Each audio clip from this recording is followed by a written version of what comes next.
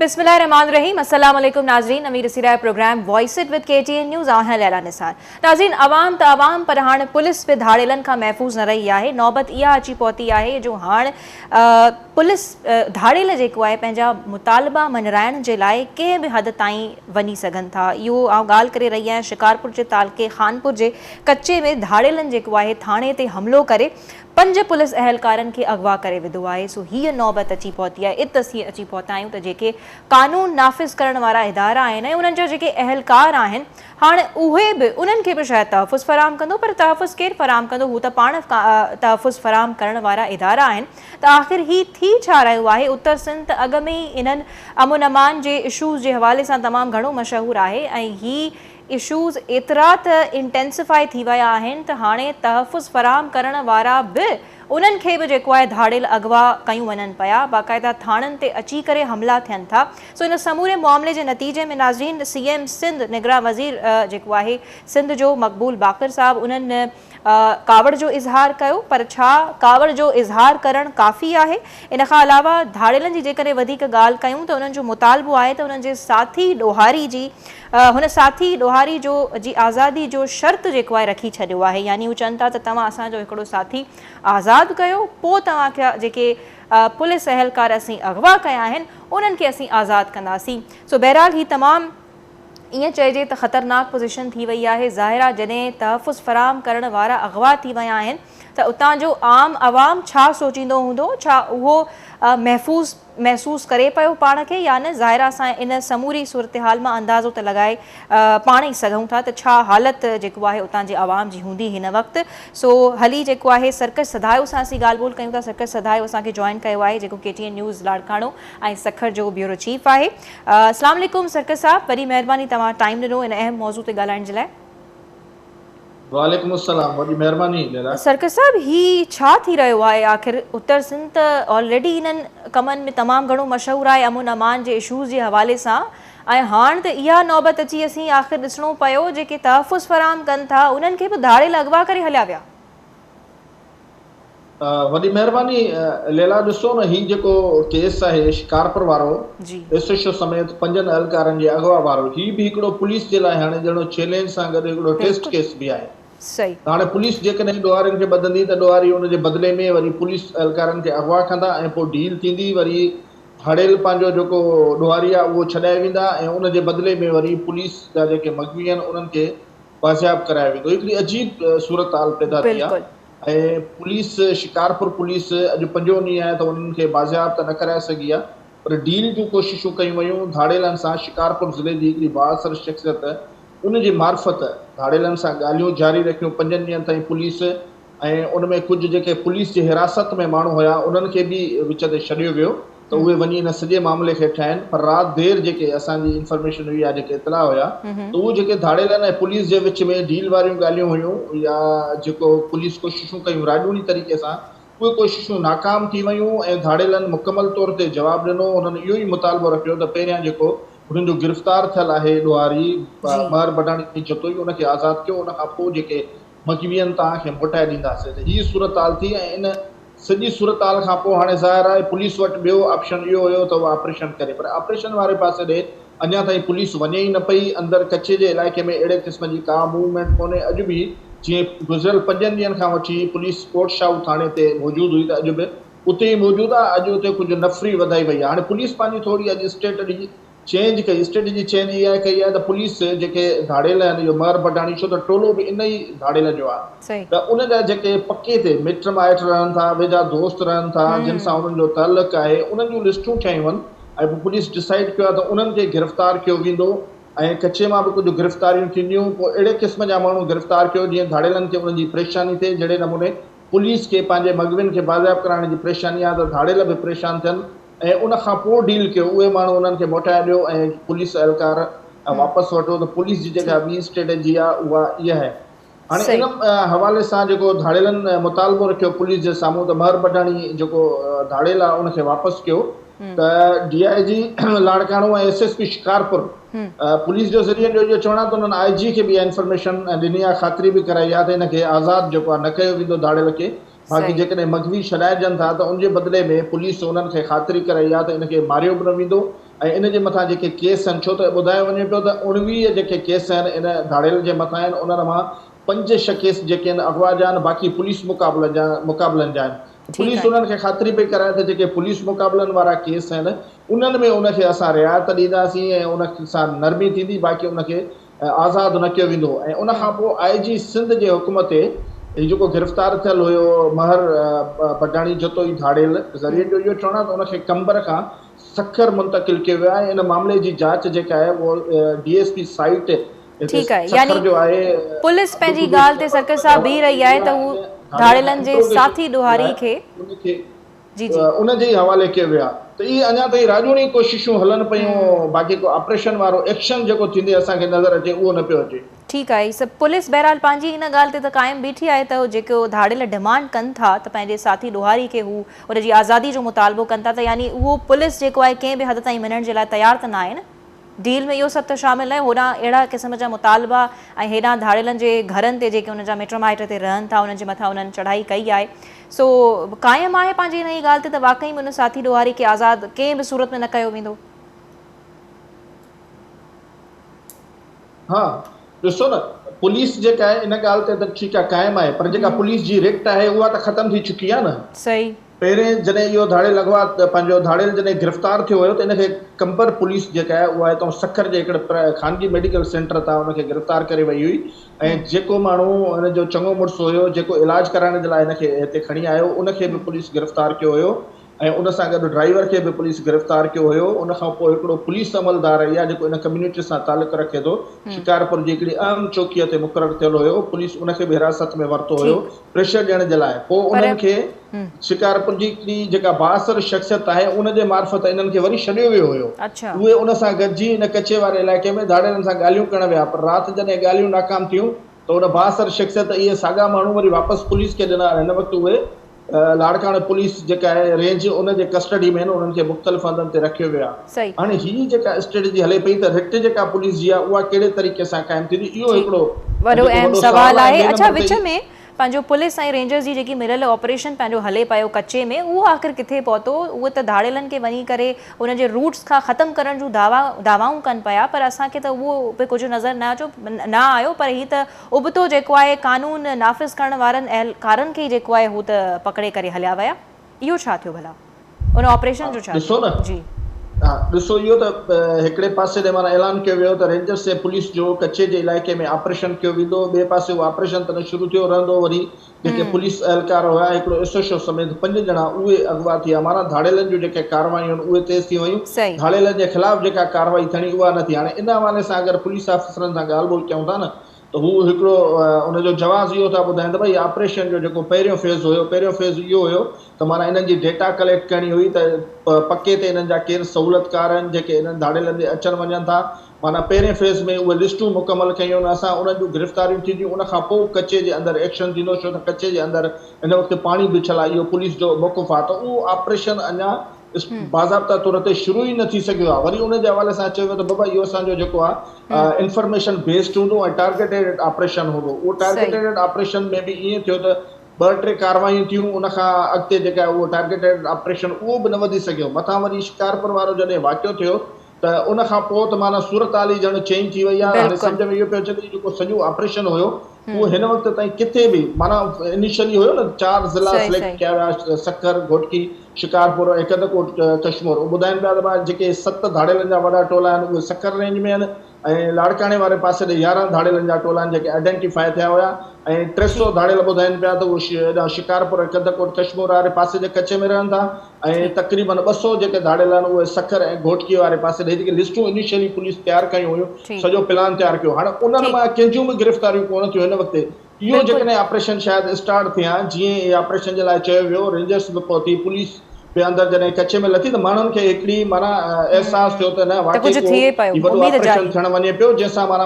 वॾो अमन अमान ते फ़र्क़ु पवंदो, पर उहो न थियो। उनजे नतीजे में छा थियो त धाड़ेलनि जो वरी मन वधी वियो रहंदो। इन क़िस्म जी जेका कार्रवाई कई, वरी इन कार्रवाई थियण खां पोइ पुलिस एक्शन न खयो। वरी राजूणी जॾहिं कोशिशूं शुरू थियूं न त उन खां पोइ माना शिकारपुर पुलिस जी जेका रिट आहे उहा वधीक इन सां कमज़ोर थी आहे, मज़बूत न थी। हाणे बि पुलिस वटि इहा ई स्ट्रेटेजी आहे त ॿिया माण्हू खणो, वरी उनजे बदिले में इन माण्हू खे वठो 5-6 माण्हू ऑलरेडी पुलिस वटि गिरफ़्तार थियल आहिनि माना एक्शन थींदे को नज़र न सही पियो हिकु अचे आख़िरी सवाल तव्हां बि सरकार साहब एतिरनि सालनि खां अहिड़नि इशूज़ खे रिपोर्ट कंदा अचो पिया यकीन तव्हांजी बि रिसर्च हूंदी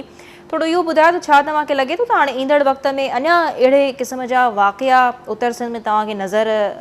ईंदे अचनि पिया या तव्हां सम्झो पिया त हिन वाक़े खां पोइ जेके बि लाॻापियल इदारा आहिनि क़ानून नाफ़िज़ करण वारा या हुकूमत हुजे उहो अञा जेको आहे एक्टिव थी वेंदा ऐं अञा पंहिंजा सभु मामला जेके आहिनि उहे सिधा रखण जूं कोशिशूं कंदा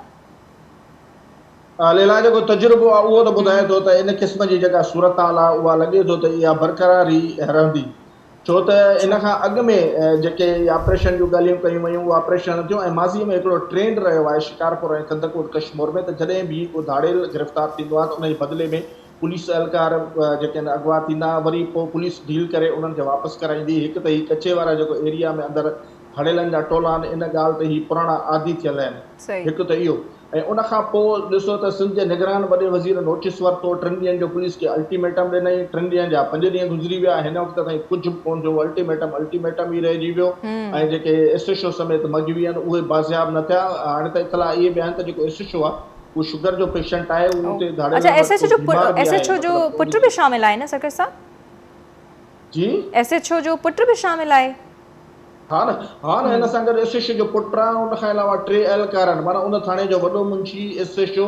ऐं राति जो जेको नाइट ड्यूटी ते हुयो एहलकार हिकिड़ो ॿियो उन सां गॾु पुलिस वारो उन जो पुट 5 माण्हू जेके आहिनि उहे उते धाड़ेलनि वटि क़ैद आहिनि हिन वक़्तु बि उन्हनि जूं बाज़ियाबे जूं कोशिशूं माना राजूनी तरीक़े सां अञा ताईं हलनि पियूं विच ते राजूनी कोशिशूं कनि पिया उहे बि हाणे ख़तमु करे विया आहिनि ठीकु आहे वरी महिरबानी सरकार साहब तव्हां हिन अहम इशू जे हवाले सां असांखे आगाह कयो नाज़रीन हीअ सूरत हाल लॻी पई आहे कचे जे इलाइक़नि में त हाणे पुलिस बि जेको आहे महफ़ूज़ न रही आहे ऐं धाड़ेलनि जी मर्ज़ी पवे थी त हू पुलिस एहलकारनि खे बि अगवा करे हलिया वञनि था त आम माण्हू जी हालत जेको आहे छा लॻी पई हूंदी उहो तव्हां अंदाज़ो लॻाए सघो था सो बहरहाल हिते हिकु ब्रेक शामिल कयूं था ऐं ब्रेक खां पोइ हिकु ॿिए सेगमेंट सां हाज़िर थियूं था हिन में असीं ॻाल्हि ॿोल कंदासीं उन्हनि अफेक्टेड औरतुनि जूं जेके ॿोॾि सबबु तमामु घणो वॾे दर्जे ताईं मुतासिर थियूं हुयूं ऐं जीअं तव्हांखे ख़बर आहे त जॾहिं अहिड़े क़िस्म जी तबाही ईंदी आहे त उन में हुकूमत त असांखे कमु कंदे नज़र ईंदी आहे पर गॾोगॾु खोड़ अहिड़ियूं तंज़ीमूं जेके आहिनि उहे बि एक्टिव नज़र ईंदियूं आहिनि जेके अहिड़नि क़िस्म जी जॾहिं तबाहियूं अची वेंदियूं आहिनि त उते कमु कंदे बाक़ाइदा तौर ते नज़र ईंदियूं आहिनि त असीं हिन वक़्तु तव्हांखे उन्हनि औरतुनि सां मिलाईंदासीं कुछ अहिड़ियूं ब्रिलियंट विमेन ऑफिसर्स आहिनि जेके अहम तंज़ीमनि जे लाइ कमु कनि थियूं ऐं उन्हनि जो जेको कॉज़ आहे कमु करण जो उहो बि तमामु घणो नोबल आहे त उन ते असीं ॻाल्हि ॿोल कंदासीं त कुझु 3 औरतूं असां सां हिन पैनल में हिन सेगमेंट में शामिल आहिनि ऐं उन्हनि जेको आहे उन्हनि औरतुनि जे लाइ जेके ॿोॾि सबबु मुतासिर थियूं तव्हांखे यादि हूंदो त असीं जॾहिं खां ॿोॾि आई असां औरतुनि जे लाइ ॿोॾि जे दौरान हू कीअं अफेक्ट थियूं कीअं मुतासिर थियूं उन्हनि जे हेल्थ जा इशूज़ हुजनि या कुझु ॿिया सोशल एस्पेक्ट्स हुजनि असीं मुसलसिल हुननि ते प्रोग्राम कंदा आयासीं पर हिन वक़्तु ताईं ज़ाहिर आहे ॿोॾि खे 1 साल थी चुको आहे पर हिन वक़्तु ताईं जेके असीं चऊं त उहे मसइला उते जो उते साॻिया ई काफ़ी हद ताईं बीठा बि आहिनि ऐं ईंदड़ वक़्त जे लाइ असांजा हुकुमरान हुजनि या ॿियूं लाॻापियल तंज़ीमूं हुजनि उन्हनि जूं पॉलिसीज़ आख़िर छा आहिनि ख़ासि करे औरतुनि खे वठी करे जॾहिं अहिड़े क़िस्म जूं तबाहियूं अचनि थियूं त हिननि औरतुनि खां जेके लेडी ऑफिसर्स असां सां गॾु आहिनि पैनल में हिननि सां पुछा कंदासीं त हिननि उन्हनि मुतासिर औरतुनि जे लाइ कीअं कमु कयो आहे ख़ासि करे 30 ज़िलनि जी जेकॾहिं असीं ॻाल्हि कयूं सिंध जे त छा उन सां को फ़र्क़ु बि पियो आहे या अक्सर करे असीं चवंदा आहियूं त सॉल्यूशन्स करण खां अॻु में मसइले जी प्रॉब्लम जी जड़ खे ॾिसणु तमामु ज़रूरी आहे त छा हिननि औरतुनि उन्हनि मसइलनि खे आइडेंटिफाई कयो आहे ऐं जेकॾहिं कयो आहे त केतिरी उन में कामयाबी माणी आहे सो अचो तव्हां सां तारुफ़ आऊं कराईंदी हलां थी मूंखे स्टूडियोज़ में जॉइन कयो आहे क़ुरतुलैन मुदस्सिर जेका प्रोजेक्ट मैनेजर आहे हिकु जेंडर इंक्लूसिव डिज़ास्टर मैनेजमेंट जी यानी जॾहिं बि तबाही अचे थी उहा कुदरती हुजे या मैनमेड हुजे त उते मिस क़ुरतुलैन जेको आहे एक्टिव थी वञे थी हुननि खे उन्हीअ सां लाॻापियल प्रोजेक्ट्स मिलनि था जेके जेंडर इंक्लूसिव हुजनि था यानी हू ख़ासि करे औरतुनि जी उते मदद कनि थियूं या उन में जेको आहे ॿार ऐं मर्द बि ज़ाहिर आहे इंक्लूडेड हुजनि था त हू उते जेको आहे पहुची वञनि थियूं ऐं उन्हनि प्रोजेक्ट्स खे जेको आहे लुक आफ्टर कनि थियूं। ऐं ॿिए तरफ़ मूंखे जॉइन कयो आहे समीना हैदर जेके बदीन सां तालुक़ु रखनि थियूं। तमामु घणी ख़ुशी थिए थी त अहिड़नि इलाइक़नि जूं जेके विमेन ऑफिसर्स आहिनि उहे अहिड़नि कमनि में जेको आहे इन्वॉल्वड आहिनि ऐं सुठी तरह कमु कनि थियूं। समीना साहिबा अस्सलाम वालेकुम, वरी महिरबानी तव्हां टाइम करियो। कुरतलैन साहिबा अस्सलाम वालेकुम, आपका भी बहुत शुक्रिया कि आपने कीमती वक्त निकाला। सो समीना हैदर जेकी आहिनि उहे लार्ड ह्यूमैनिटेरियन ऐं डेवलपमेंट प्रोग्राम खे ॾिसनि पियूं यानी मॉनिटर कनि पियूं। तमामु सुठो लॻे पियो मूंखे त ख़ैर तव्हांखे तव्हां सां शेयर कंदे बि। समीना साहिबा अगेन भलीकार तव्हांखे चइजे चओ। ऐं टे तरफ़ मूंखे जॉइन कयो आहे शाज़िया अब्बासी साहिबा जेके नारी फाउंडेशन सां तालुक़ु रखनि थियूं। शाज़िया साहिबा अस्सलाम वालेकुम, तव्हांजी बि वॾी महिरबानी, तव्हां पंहिंजो क़ीमती वक़्तु कढियो। सो अवां ॿिन्ही जी इजाज़त खां समीना साहिबा ऐं शाज़ी साहिबा ऐं स्टार्ट जेको आहे कुरतलैन खां करणु चाहींदसि। उन्हनि खां पुछंदासीं त आख़िर ही तव्हां छा कमु कयो पियूं ऐं कीअं इंश्योर कयो पियूं त हू जेके मुतासिर थियल औरतूं आहिनि उन्हनि जी का मदद थिए पई या थी सघे थी। कुरतलैन आपका अगेन बहुत शुक्रिया कि आपने टाइम निकाला। तो सबसे पहले तो हमें बताएं कि ये जब सैलाब आया जो हमारी ख़वातीन मुतासिर हुई, हम मुख्तलिफ वक्त पे इनके हवाले से आवाज़ भी उठाते रहे, अब तक आप जैसी तंजीमें जो हैं इसके लिए आवाज़ उठाती आ रही हैं। आप बताएं कि आपका काम क्या है एज ए प्रोजेक्ट मैनेजर, आप कौन से प्रोजेक्ट को देख रही हैं जो कि इन मुतासरा ख़वातीन जिनसे इन मुतासरा ख़वातीन की बड़े पैमाने पे मदद हो रही है या होती भी दिखाई दे रही है, थोड़ा बताएं आप हमें। अच्छा, मेरा ताल्लुक इंडस कंसोर्शियम से है। हम ऑक्सीमम पाकिस्तान की मदद से एक प्रोजेक्ट कर रहे हैं जो इंक्लूसिव डिज़ास्टर रिस्क रिडक्शन है।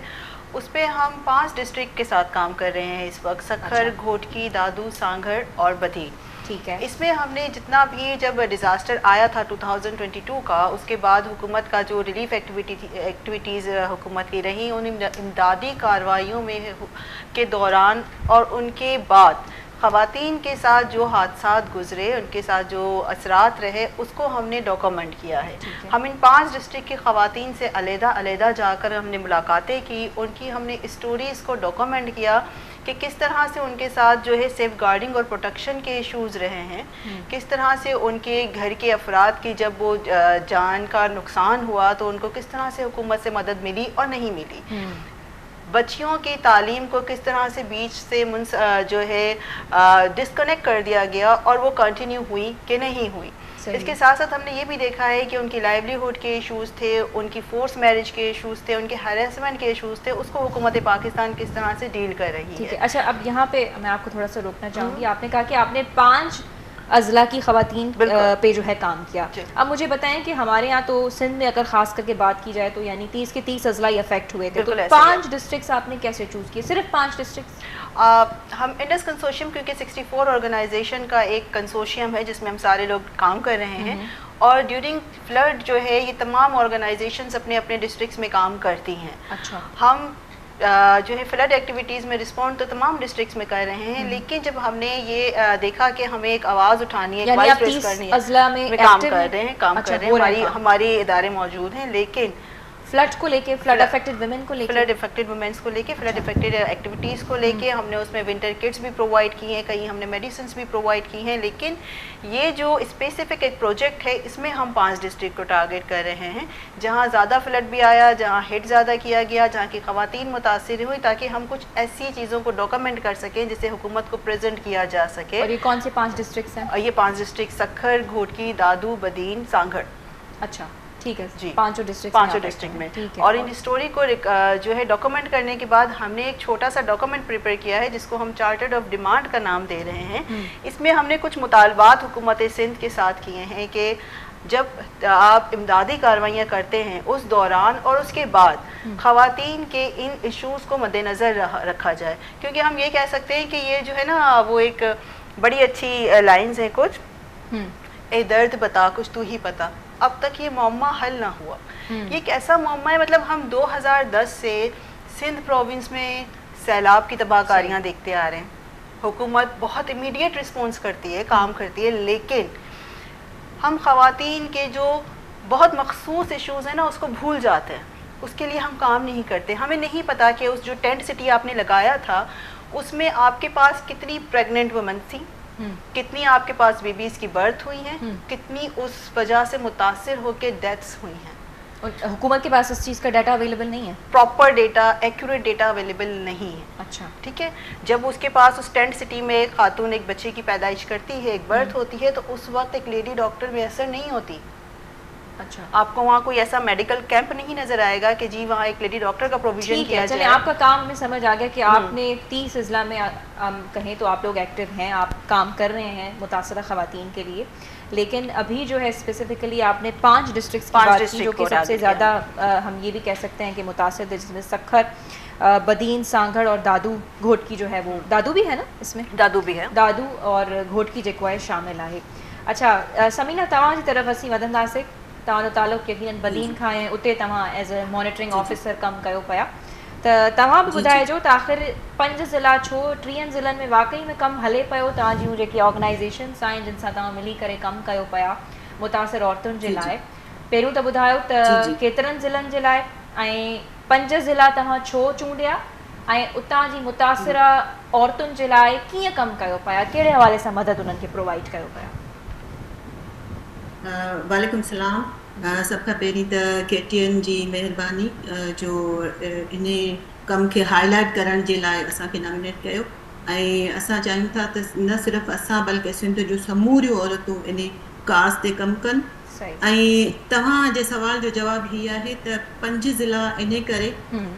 त असांजो जेको कमु आहे उहो ग्रास रूट लेवल ते आहे न, त हूअं मतिलबु मुतासिर त सॼी सिंध थी आहे। ठीकु आहे, त असां उहे ज़िला इन करे चूंडिया आहिनि जो इहे ज़िला डिज़ास्टर प्रोन आहिनि,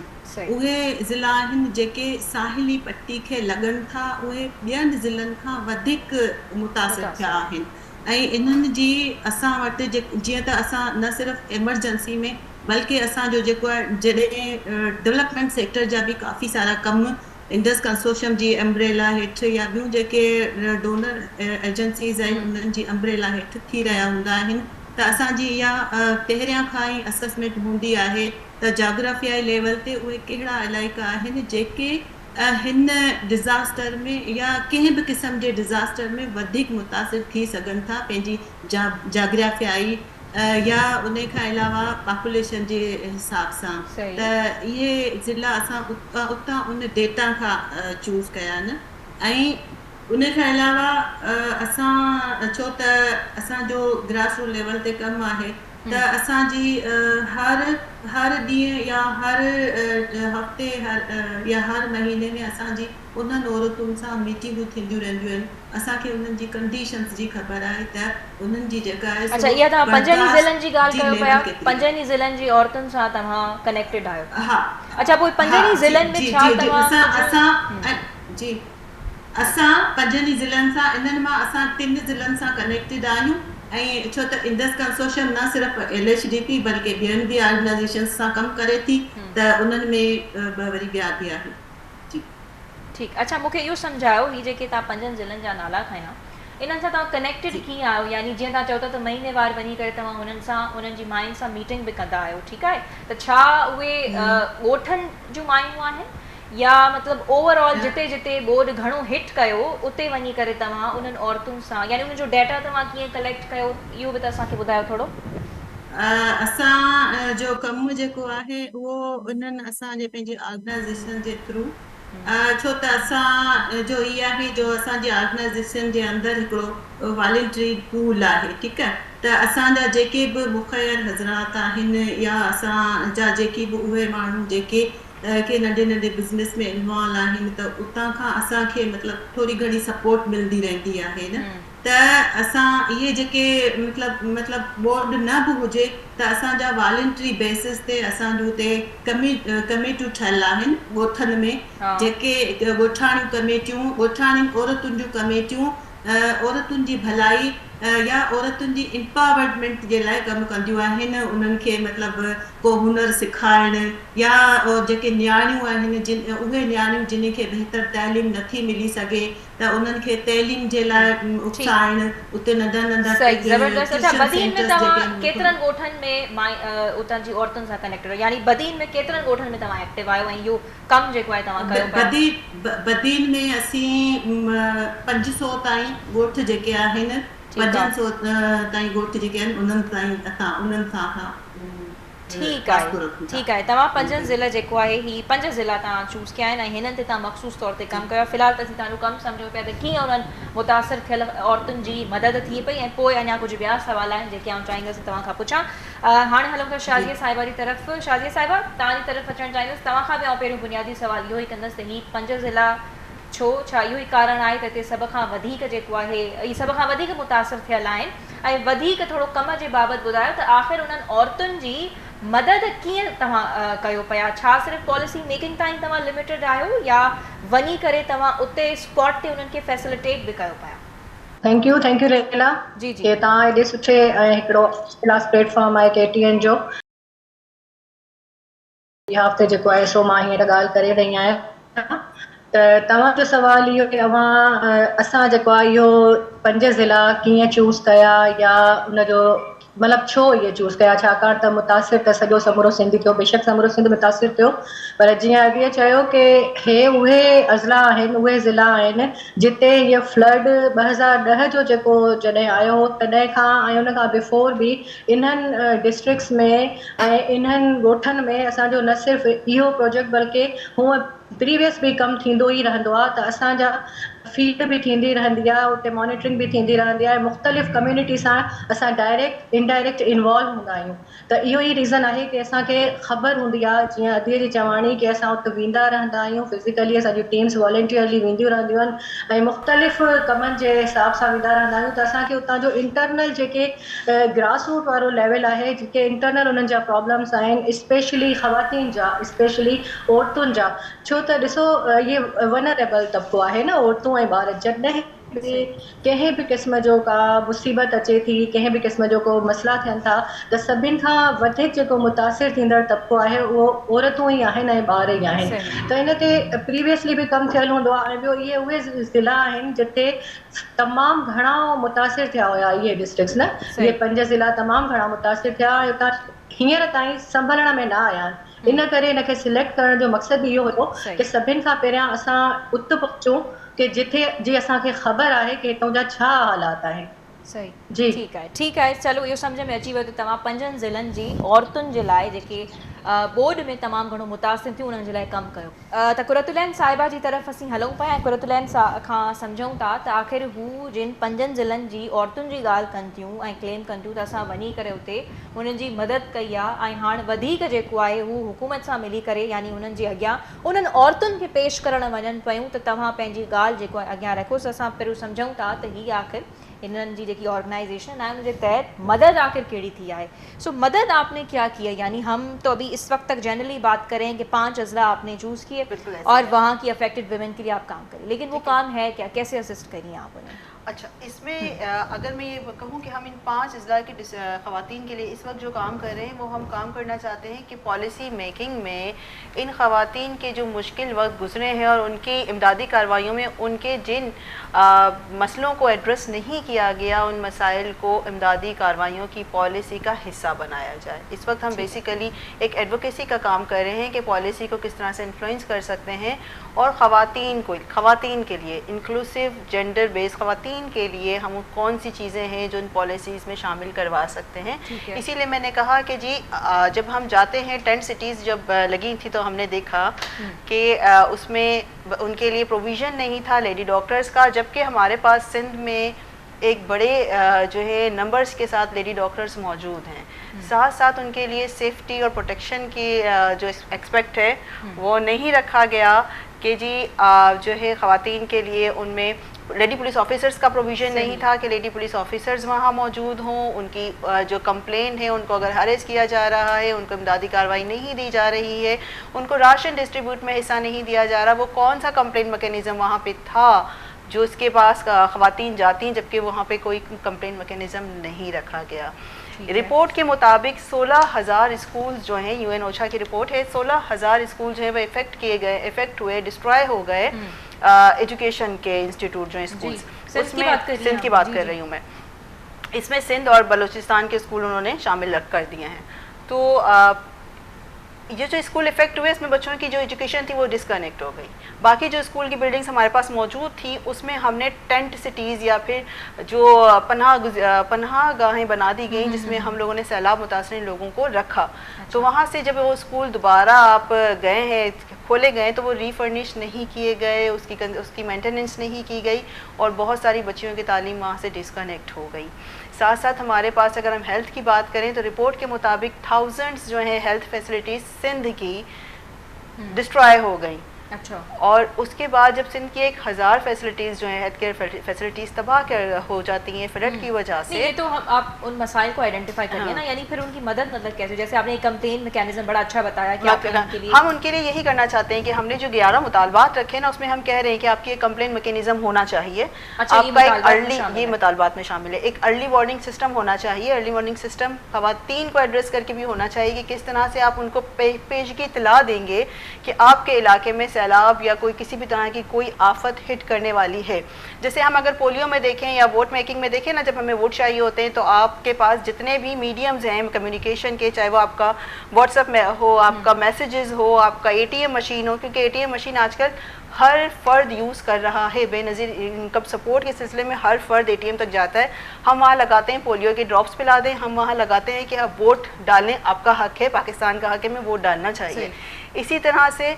हम मस्जिद में अनाउंस कर सकते हैं, हम जितने भी मीन्स ऑफ कम्युनिकेशन है उसको इस्तेमाल कर सकते हैं और एक अर्ली वार्निंग सिस्टम डेवलप किया जा सकता है। लेकिन होता क्या है कि खवातीन को पता ही नहीं होता सैलाब आने वाला है, सैलाब आता है, वो फंस जाते हैं और वो ये देखते हैं कि हम यहाँ से बाहर कैसे होना चाहिए ना, मतलब इसमें तो ऑब्वियसली सारे लोग आ गए, इसमें सारे लोग हैं, लेकिन खवातीन, क्योंकि पहले हमने जिक्र किया ना, खवातीन वल्नरेबल हैं, ये एक ग्रुप है जो बेचारा बड़ा पीछे रह जाता है, तो उनके लिए आपको स्पेशली इसको करना तैयार करना चाहिए। उसकी ज़रूरत इसीलिए है क्योंकि जब तक आप उनको बोर्ड नहीं करेंगे वो अपने इलाके में मुकीम रहेंगे और जब सैलाब आ जाता है तो एक बड़े पैमाने पर तबाही होती है। सबके लिए होना चाहिए ना, बिल्कुल उनके लिए एक बड़े पैमाने। हम सिर्फ मखसूस तौर पे खवातीन की बात मतलब इसमें क्यों कर रहे हैं कि अर्ली वार्निंग सिस्टम जो है वो सिर्फ खवातीन तक ही महदूद नहीं, ये अर्ली वार्निंग सिस्टम सबके लिए होना चाहिए, लेकिन खवातीन तक इसकी रिसाई के तरीके क्या हैं वो हम उस पर बात कर रहे हैं। अच्छा, ठीक है। क्योंकि खवातीन जितनी भी चीजें इस्तेमाल कर रही हैं, कंप्लेन मैकेनिज्म बनाना चाहिए कि वहाँ पे अगर कोई हरास हो रही है औरत, ऐसा है तो वो जो है किसको कंप्लेन करेगी, किसको कंप्लेन करेगी। वहाँ तो कोई लेडी पुलिस ऑफिसर का प्रोविजन हमने रखा ही नहीं ना, वहाँ कोई ऐसा टेंट हमने बनाया ही नहीं। मुतालबात में शामिल है, ये हमारे मुतालबात में शामिल है कि जो पॉलिसी मेकिंग इस हवाले से की जाए उसमें ये हो, उसमें ये हो। आपने वहाँ पे खुद जो है वॉलंटरीली इस पे काम नहीं किया? देखिए वहाँ पे जो ड्यूरिंग फ्लड हमारे अपने इदारे काम करते हैं। ड्यूरिंग फ्लड जो है आप सिर्फ राशन डिस्ट्रीब्यूशन नहीं, ड्यूरिंग फ्लड हम इस तरह करते हैं कि हम जैसे इदारे ये कर रहे होते हैं कि जब हम वहाँ काम करते हैं राशन डिस्ट्रीब्यूशन में, तो हमारे पास जिस तरह की भी कंप्लेंट्स आती हैं कि जी वॉशरूम्स की फैसिलिटीज़ नहीं है या हमें प्रोटेक्शन चाहिए या हमें और तरह की फैसिलिटीज चाहिए, तो हम फिर कनेक्ट करवाते हैं। फ्लड्स के दौरान आपने इस तरह से विमेन को जो है फिर हम कनेक्ट करवा देते हैं अपने ऐसे इदारों के साथ जो इन पे स्पेसिफिकली काम कर रहे होते हैं। ठीक है, तो वहाँ पर हम एक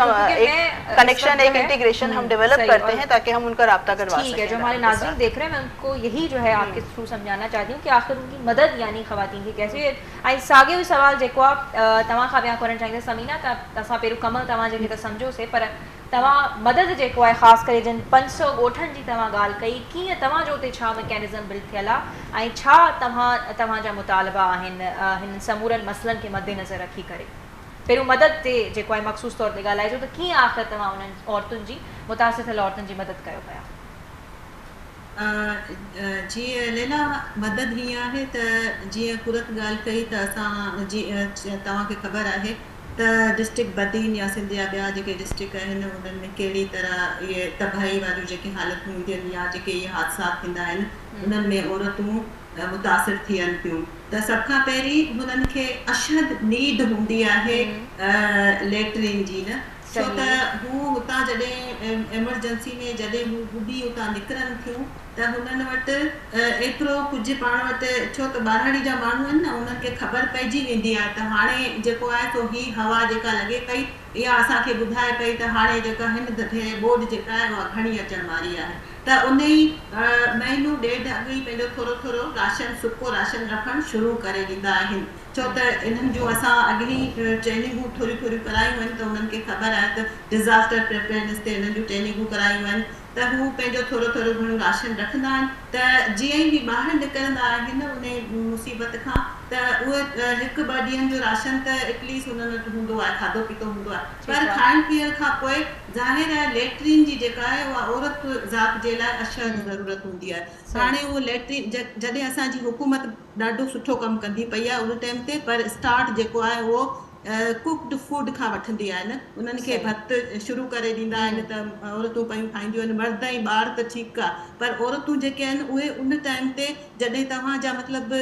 माण्हू अचनि पिया वञनि पिया ऐं उहे औरतूं जेके आहिनि रोड ते वेठियूं आहिनि, हाणे उहे औरतूं जेके आहिनि उहे केॾांहुं वञनि इन ख़ासि कम जे लाइ। पोइ असां जॾहिं फील्ड में वेंदा हुआसीं त हू असांखे रोई ॿुधाईंदियूं हुयूं त अदी ही मसइलो आहे, हाणे जेको आहे सो असीं हिते रोड ते वेठा आहियूं, हाणे हिन जे लाइ असीं उहो पेट्रोल पंप जेको आहे 2 किलोमीटर परे आहे, असीं ॾींहं जो होॾां कीअं वञूं बदनूं खणी, त इहो मसइलो आहे। ऐं उन खां पोइ असां उन्हनि खां पुछंदासीं त पोइ तव्हां हिनखे हल कीअं कंदा आहियो, त हू चवंदियूं हुयूं हाणे असीं छा करियूं, मजबूर आहियूं, उहो जेको टेंट लॻो पियो आहे उन जी कुंड में वञी किथे असां जेके थेलियूं मिलंदियूं आहिनि भत वारियूं उनखे इस्तेमालु करे पोइ असीं उनखे ॿाहिरि टेंट जे ॿाहिरि उछलाईंदा आहियूं। असीं छा करियूं, एतिरियूं औरतूं मजबूर हूंदियूं आहिनि। ऐं उन में पोइ जॾहिं असांजी जेका स्टार्टिंग जेका आहे उहा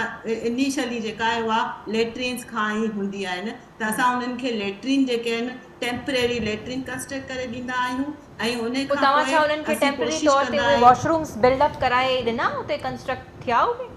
जी जी जी बिल्कुलु बिल्कुलु बिल्कुलु। असां जेको तक़रीबन जुडो केतिरा या हयात शीदी हयात खासकेली बदीन में ये जेतिरा बि एरियाज़ जेके मुतासिर थिया हुआ असां उन्हनि खे लेट्रिन ॾिना ऐं ठटो इन में जेतिरा बि माण्हू मुतासिर थिया आहिनि औरतूं मुतासिर थियूं लेट्रिन ॾिना ऐं उन सां गॾु गॾु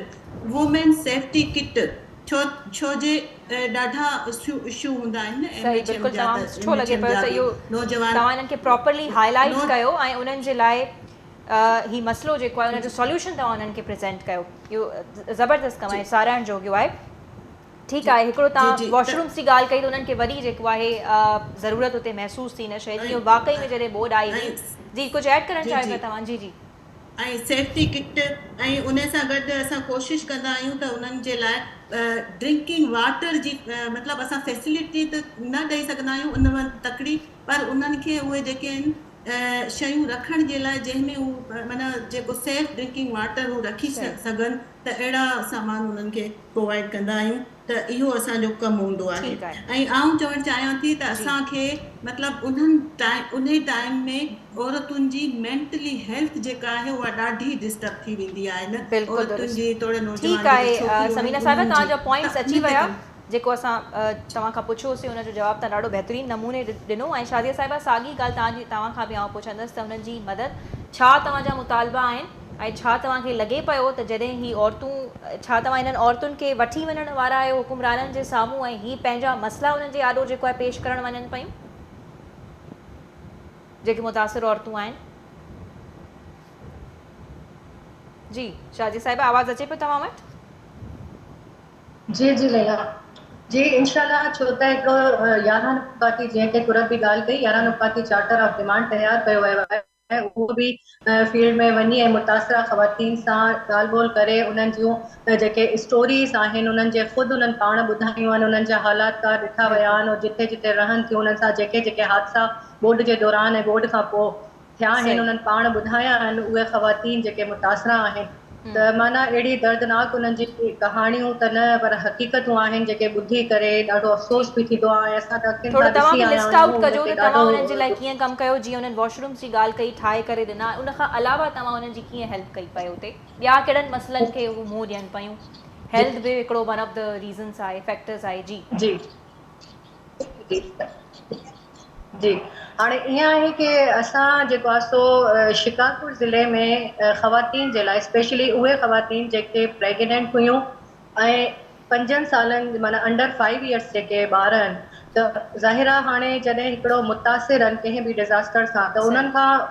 जीअं हो मेंटली बि डिस्टर्ब हूंदा आहिनि ऐं फिज़िकली बि ॾाढा ई डिस्टर्ब हूंदा आहिनि न, त उन्हनि जी हेल्थ बि मुतासिर थींदी आहे। त ज़ाहिर आहे जेकॾहिं आहिनि ई अॻे प्रॉब्लम में आहिनि त उहो डॉक्टर्स ॾे विज़िट करणु, मेडिकेशन करणु उन्हनि लाइ का सवली ॻाल्हि न हूंदी आहे। जेके घर खां दर बदर आहिनि उहो किथे मेडिकेशन करे सघनि था। त हिकिड़ा सप्लीमेंट्स हुया, फूड सप्लीमेंट्स, जेके प्रेग्नेंट ख़वातीन जे लाइ ऐं अंडर 5 इयर्स जेके ॿार हुआ उन्हनि जे लाइ हुआ, त उहे डिस्ट्रीब्यूट कयासीं शिकारपुर ज़िले में। ऐं इहो हिकिड़ो बहितरीनु इनिशिएटिव हुयो जेको कयो वियो। ऐं इन खां अलावा सैनिटरी किट्स जेके हुयूं उहे बि असां प्रोवाइड करे ॾिनियूंसीं। ख़ासि करे जेके असांजा टेंट हुआ, टेंट सिटीज़ ठहियल हुआ उते, ऐं अवेयरनेस सेशन्स असां ज़रूरु कयासीं वञी, छो त चाइल्ड जो ऐं विमेन प्रोटेक्शन जा ॾाढा मसइला पिया अचनि। हिकिड़े ई टेंट जे अंदरि तमामु घणो उते रश हो, मुख़्तलिफ़ ॻोठनि जा मुख़्तलिफ़ एरियाज़ जा माण्हू हुआ ऐं उते मेल फीमेल कठा ई हुआ, त ज़ाहिर प्रोटेक्शन जो अवां सम्झी सघो था प्रॉब्लम अचनि पिया। त उहो ॿारनि लाइ बि ऐं ख़ासि तौर ते जेके यंग ख़वातीन आहिनि, छोकिरियूं आहिनि, उन्हनि लाइ बि, ऐं उन्हनि खे अवेयरनेस सेशन्स बि ॾिना, उन्हनि खे ॿुधायो बि वियो ऐं सम्झायो बि वियो। छो त जेके ॾुखायल परेशान हाल माण्हू हूंदा आहिनि उन्हनि खे हिकिड़ी अगरि का बि अची करे को चवंदो कि हलो उते फलाणी शइ जाइ ते को का शइ थी मिले, खाधो थो मिले, शादिया साहिबा तव्हांजा पॉइंट्स बची बग़ैर विया। माज़रत सां मूंखे जेको आहे ही पंहिंजो कंक्लूड करिणो पवंदो, छो त टाइम तमामु घटि बचो आहे। तव्हां टिनी मेहमान जी प्लीज़। जी जी, जब हम ख़वातीन की बात करते हैं तो उसमें हम एक चीज़ को बिल्कुल हमने नज़रअंदाज कर दिया है कि जो ख़वातीन डिसेबल ख़वातीन हैं, चाहे वो मेंटली चैलेंज हो, चाहे वो हमारे पास, हम इस प्रोग्राम में भी शायद हम उनकी बात नहीं कर सकें। हमारी ये मुतालबा भी है कि जब हम ख़वातीन के लिए काम करेंगे तो पॉलिसीज़ में हिस्सा रखा जाए डिसेबल ख़वातीन के लिए, क्योंकि हम ऐसी ख़वातीन से जाकर मिले हैं जो मेंटली चैलेंज्ड हैं, जिनको 6 फैमिलीज़ के साथ रखा गया, बांध के रखा गया उनकी फैमिलीज़ की तरफ से, क्योंकि ज़ाहिर सिक्योरिटी का मसला है। हम ऐसी ख़वातीन से मिले जो चल नहीं सकती, उनको किस तरह उनके मर्द हजरात ने कंधों पे डाल के जो है दरिया क्रॉस करवाया, तो एक जो डिसेबल्ड वुमेन है उसको क्या और गवर्नमेंट इमदादी कार्रवाइयों में माजरत कहीं ना कहीं तमाम ख़वातीन को भूल जाती है। ठीक है, बहुत शुक्रिया, वरी महिरबानी तव्हां टिनिनि महिमाननि जी, कुरतुलैन, समीना, शाज़िया, तव्हां वाकई में तमामु सुठो कमु कयो पियूं। जिते नाज़रीन हिननि जो कमु इहो आहे त जेके 5 हिननि ज़िला चूंडिया आहिनि, सखर,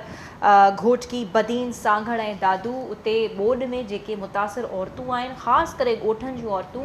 ऐं ही उन्हनि जो आवाज़ बणिजनि थियूं। हिननि बोर्ड जे दौरान वञी करे उन्हनि जा मसइला आइडेंटिफाई कया त कहिड़नि मसइलनि खे, कहिड़नि चैलेंजिस खे उहे औरतूं मुंहुं ॾियनि थियूं। जीअं त हिकु मैडम जेको आहे पैनलिस्ट असांखे समीना साहिबा ॿुधायो त वॉशरूम्स वॾे मां वॾी उन्हनि खे वॾो हिकिड़ो उन्हनि जे लाइ चैलेंज हुयो, छो त घर तबाह थी विया, ज़ाहिर आहे केॾां वञनि, ऐं वञी करे पोइ हिननि उन्हनि खे वॉशरूम्स ठाराए ॾिना। ऐं हाणे ही उन्हनि मुतासिर औरतुनि खे हुकुमराननि वटि वठी वेंदियूं, जेके बि लाॻापियल हुकुमरान आहिनि इन हवाले सां, या जेके ऑर्गनाइज़ेशन्स आहिनि हुकूमत जूं, उन्हनि जे आॾो पेश कंदियूं। ऐं कुझु मुतालबा आहिनि इन्हनि जा, जंहिंमें अर्ली वार्निंग सिस्टम जी ॻाल्हि कनि थियूं। जॾहिं अहिड़े क़िस्म जो डिज़ास्टर अचे थो त उन्हनि खे ख़ासि करे औरतुनि खे अॻु में जेको आहे ख़बर हुजे त जीअं उहो पंहिंजो बंदोबस्तु करे रखनि। ऐं कंप्लेन मैकेनिज़म जी बि हिननि ॻाल्हि कई त का औरत उते हिरासां थिए पई, कोड़ो मसइलो दरपेश अचे थो, त हू पुलिस सां आसानी सां जेको आहे राब्तो करे सघे। सो बहरहाल इजाज़त ॾींदा, अॼु कोई सेगमेंट अमांजी ख़िदमत में हाज़िर हुयो।